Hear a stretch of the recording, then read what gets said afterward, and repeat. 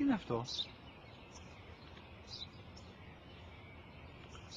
Ένα σφουργίτη.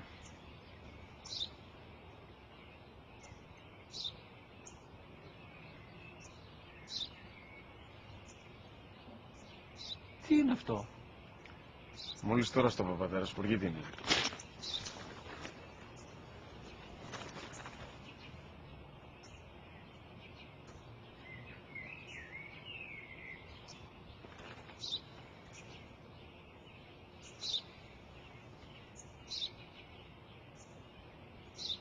Τι είναι αυτό? Ένα σπουργίτη είναι, πατέρα. Ένα σπουργίτη. Σπου-γι-τι.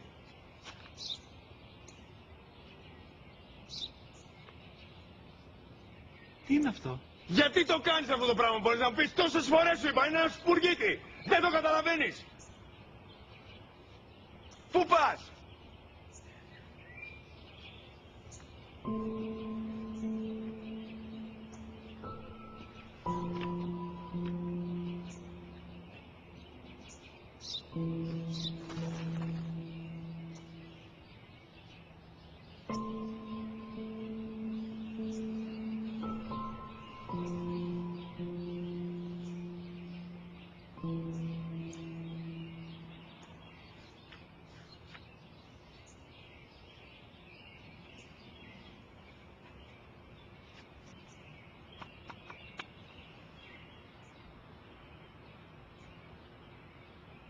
Δυνατά.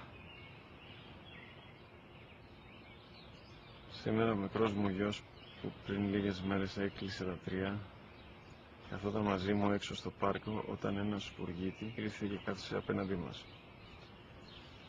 Ο γιος μου με ρώτησε 21 φορές τι ήταν αυτό και του απάντησε και τις 21 φορές ότι ήταν